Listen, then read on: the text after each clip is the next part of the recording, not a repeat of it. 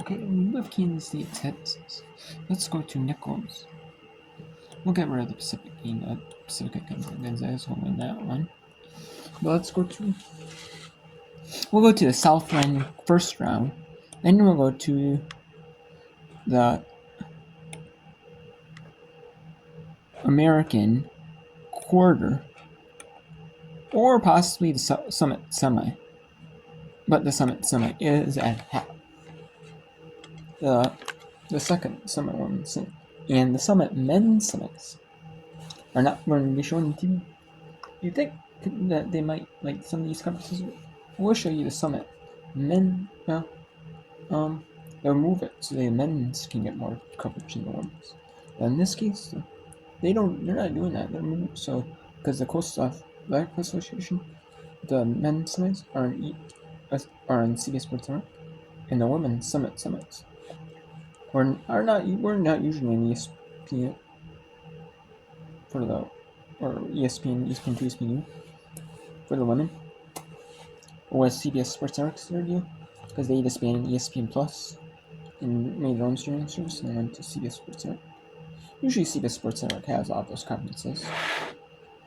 They do have some conferences like the SoCon. Like they're with ESPN. Some have ESPN Sports Reviews, like the American Conference USA. However, the Summit. However, they have a lot of deals with to the ESPN doesn't have rights to like Big East or on like for hoops like Coastal. They do have the deal with the Patriot League that's on both, but yeah. So they deal with the Summit, they deal with the Coastal, they have a deal with. Comes to that, pretty well, we can get more money doing this one than what we do with ESPN with us. Even though we don't get as much exposure anymore.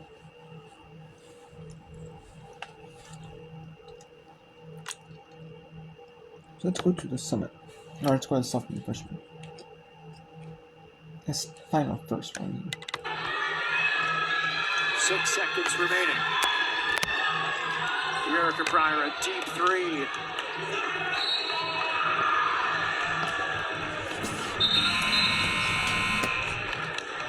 Even with just under 2 seconds left, Coach Payne making those substitutions to put Lexi Alexander and a couple others back into the game.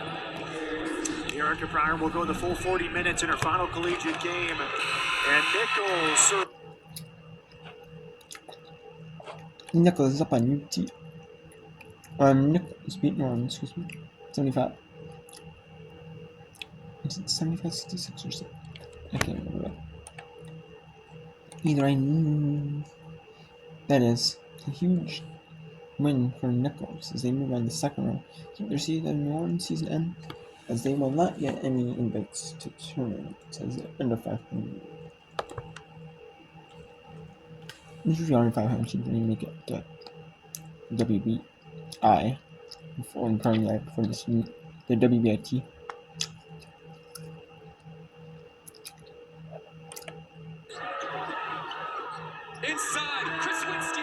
And no good as North Dakota State 38-20 over Oral Roberts.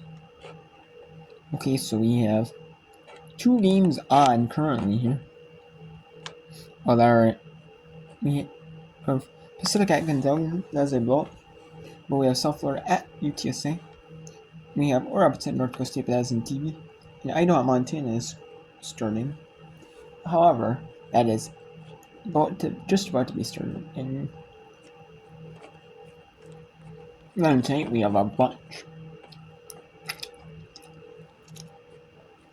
We have a couple West Coast semis, and there's 4 Patriot League quarters, 4 Northeast quarters, 2 American semis, and the Big East final. I'll tip it off. Within hours of time. There's a couple of Patriot League quarters. There's 4 Patriot quarters, 4 Americans, 4 Northeast quarters, 2 American semis. We have an American Athletic Conference It's a quarterfinal game. The Big East final. So we have 12 games tipping off to 6 and 7, 10 Eastern. So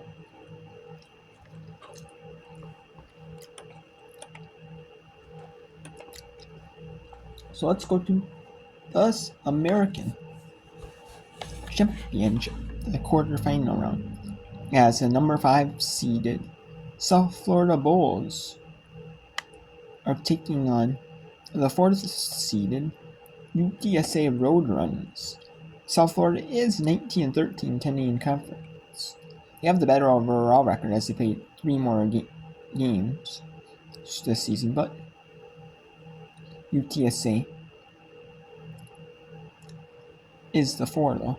I mean, South Florida, they have to play 1 extra with the conference playing second round, but even so, they still play 2 more extra games in the regular season than UTSA. However, due to tiebreakers and head-to-heads, UTSA does have the advantage. They're at the free throw line. That's where the open shot's going to be. Coach Fernandez getting them in their half-court set now. Had Wilson slow it down when she came over half-court.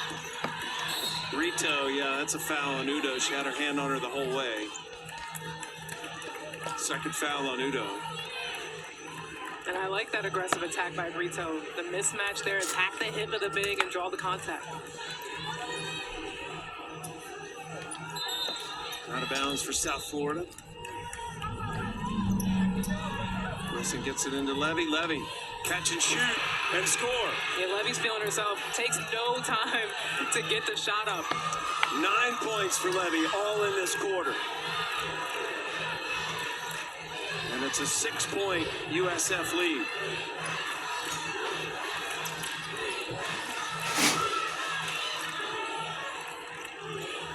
Three on the way.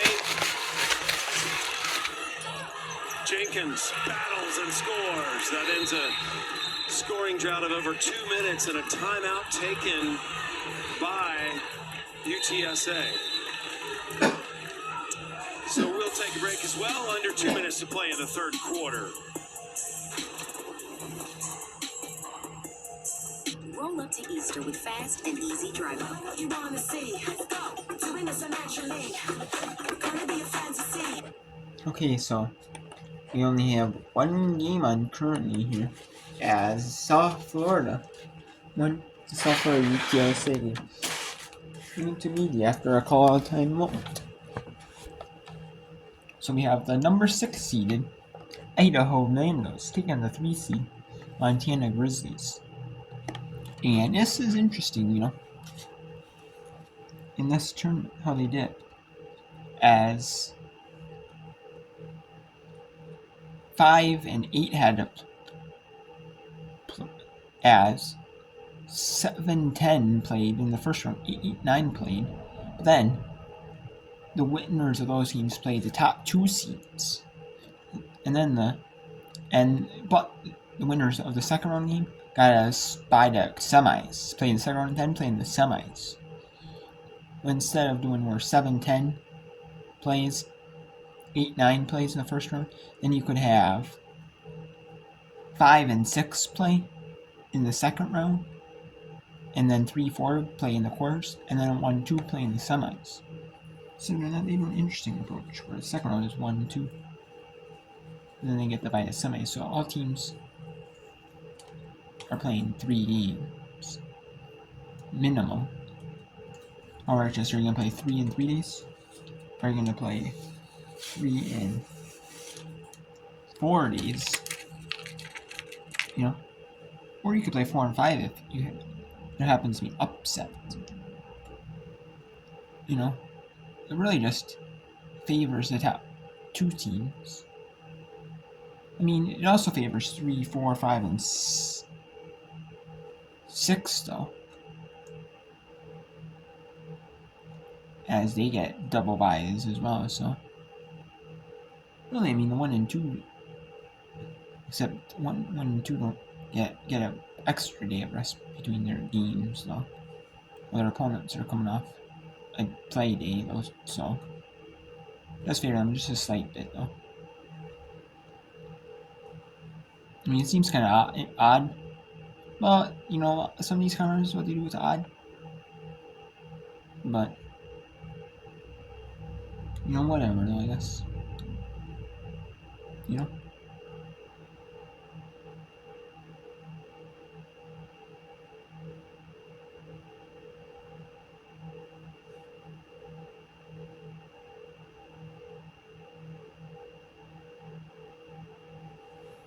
Anyways, well, let's stay here with the Big Sky third round match. Idaho Vandals at Montana Leaders. 7-5. Montana in favor of Idaho Vandals. Great ball movement by the Vandals. Actually, let's go back to South Florida UTSA. 42-38 in favor of South Florida. There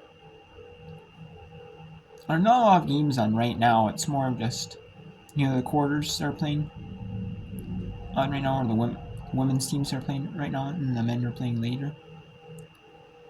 And then, or, you know, there's 4 quarters, 4 for the women, and they're all spread out throughout the day, you know, they're playing one after another, you know, so.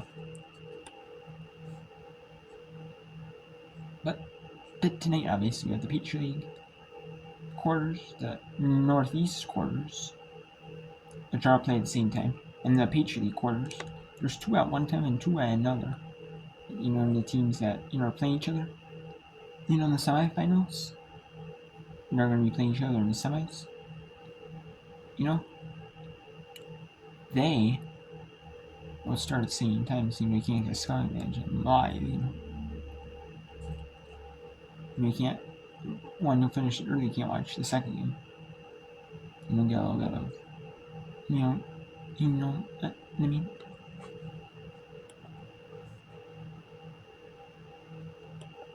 So it's 45-40 here. South Florida with the lead. And that is no good. No good again. And the shot is no good again. Wow. Bunch of hard-nosed action. Good defense by the Roadrunners. Ooh, and that was a good finish. Good shot. Just couldn't get the finish. And that is the end of 3 here. Between South Florida at UTSC. And we'll go to the media. We'll stay here till media. Between Idaho and Montana. As that is the only game on currently. The warm-up here early in Boise. And Montana has come out and really pounced on teams early in the game, and it's been challenging for them to sustain. If you're Montana, you've got to keep up this intensity from start to finish. Johnson puts the ball on the floor with 7 on the shot clock. Langer back to Johnson. Got it! She has such good feel around the basket. Just agile and athletic. Kennedy Johnson, the transfer from University of California, Santa Barbara. Big West to Big Sky.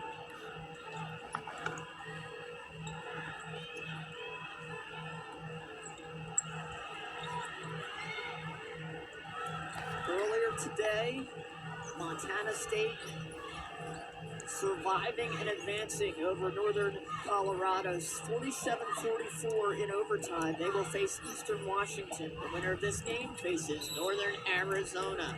Dribble drive penetration by Asha Phillips, and she will go to the line. The Lady Grizz heating up here early. We've got a break in the action. 3:50. And 3:51 to go. Montana Leaders 11-7 over Idaho Vandals.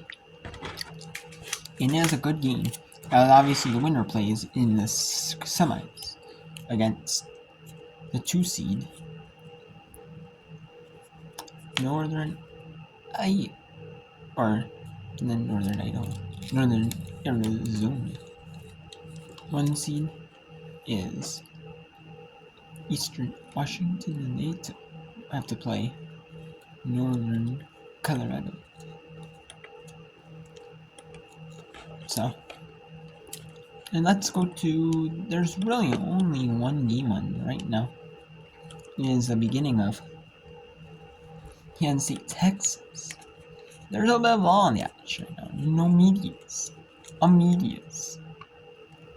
Right now. In halftime. So we have one option, Kansas State, Texas. So Kansas State. So it's an interesting game.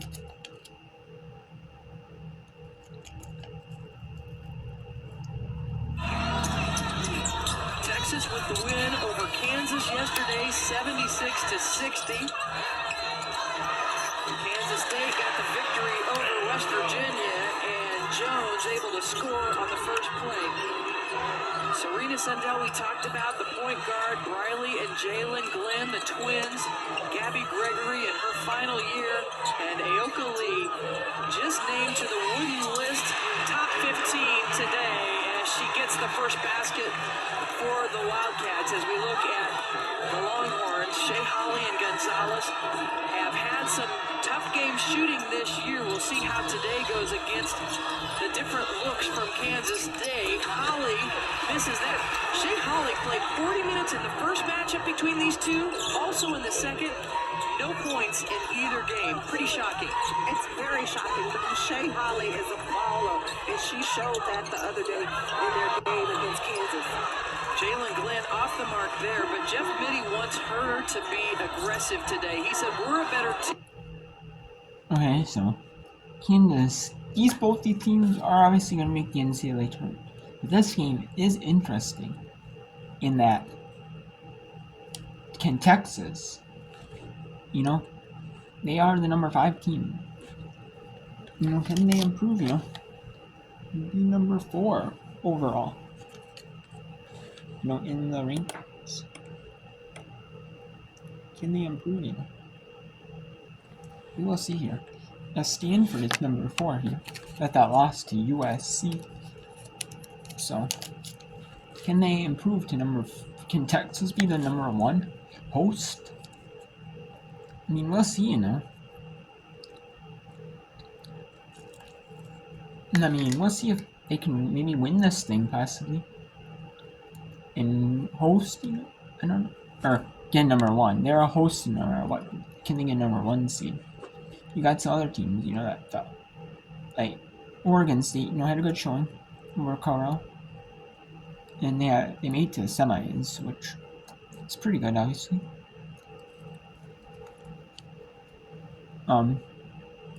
You had obviously some teams get off the host bowl like Baylor. Colorado needed a win, and they didn't get it. They didn't get the win they needed. But semis, so they're out of host contention. Baylor, with their loss, I would say they may be a host contention. Oklahoma lost to. Yes, they lost to Iowa State, so that puts them out of the host bubble. That does. You have, Kansas State. Can they win against Texas? They lost Texas at least twice on the year. So, maybe if they lose, will they be on the host bubble? Indiana, with their loss to Michigan. That was big. Knocked them down 3 spots. It's really, maybe Kansas State can win. If they beat Texas, they'll get in.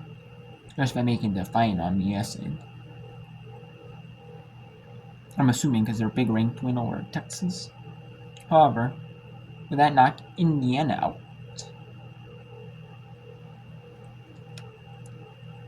I'm hosting. Maybe. I don't think it can. The only thing I can see would be is that I'm not of hosting would be how Kansas State does. If Kansas State wins, Oklahoma did lose to unranked Iowa State team. However, they are receiving votes.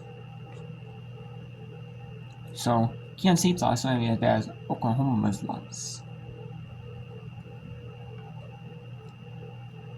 I mean, maybe Kansas State improves in the rankings and the people.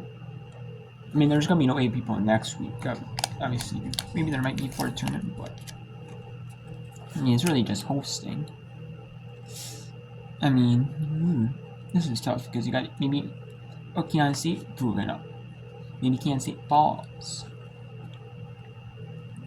I mean, I don't think you can punish Kansas State for a loss to like a number 5th ranked team.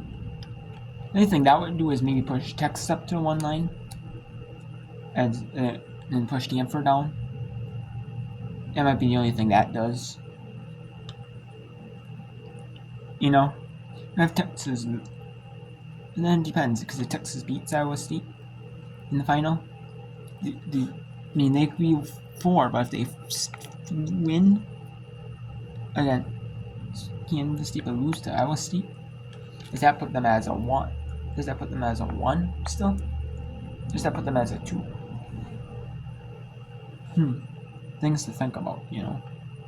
I don't think you can. Indiana, maybe they can be ahead of Kansas. Kansas State can be ahead of them with the win over Texas. Maybe. I would say so. But then Gonzaga. I don't think. I mean, will Gonzaga host? I mean, because if they win the West Coast Conference tournament, they were they staying in top 16? I mean, yeah, they did gain stuff because of all the other power conferences losing, which is fair. But now if they win and dominate, like they in their 2 games they dominate against Pacific, can they dominate against Portland or Santa Clara and dominate? If they do that, maybe they can host. You know, maybe West Virginia Tech's more on the bubble. Down. Maybe Virginia Tech goes down. You know, and maybe they're 4 right now, and will they fall even more? Because they got blown up by Notre Dame, and they got blown. And there's injuries like Elizabeth Kitley's injury. I don't know. It's very, very interesting. You know, see what happens. You know, very interesting. See, you know. I think maybe Indiana might host, but they're gonna be like, you know.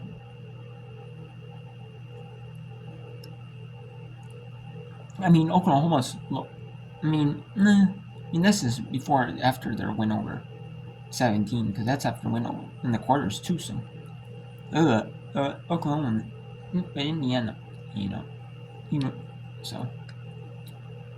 Yeah, I think Indiana might still stay hosting, but they're like a 15-16 host. They're like the lowest 4 seed hosting, which Virginia Tech might host, but they might be like a low 4 seed as well, you know.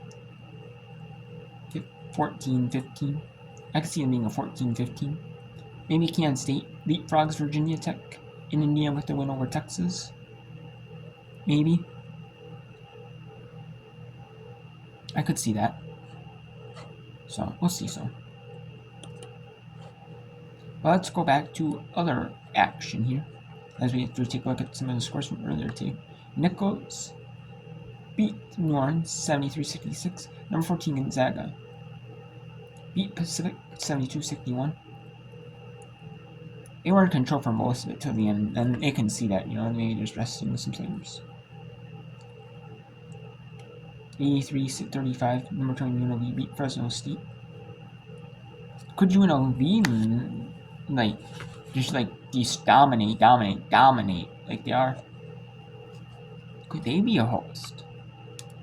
Or could they be like a 5? They're like a 6 right now, as you can see, 21 people, 6. Can they be like a 7? Could they, instead of being like the first 6, could they be like a low 5? Who knows, you know? They possibly could. I mean, Utah made it to the semis. They had a good game. I mean, even though they didn't win, you know? So we'll see, you know. It was USC Ute. I don't know. I mean, or did Utah lose in the quarters? I think they might have lost in the quarters, actually. Did they lose in the quarters? No, they played in the semis. No, it was quarters, wasn't it? That was quarters. Wasn't it? Yeah, it was the quarter. Okay. So I was gonna say it was UCLA, USC, and then Stanford, Oregon State. Okay, yeah. Still, Utah played a ranked team and they got punished for it. Which is fair, you know. So UNLV, if they can dominate, maybe they pass Utah. I mean, I don't know. Baylor might fall more if UNLV dominates, you know. Maybe. But I could see UNLV leapfrog Utah. But then, or maybe Baylor falls even more to UNLV. If UNLV wins all and dominates, maybe Baylor, you know, falls. But then Utah, maybe UNLV improves to 20, and Baylor falls to 21, and then Utah goes 18. Who knows, you know?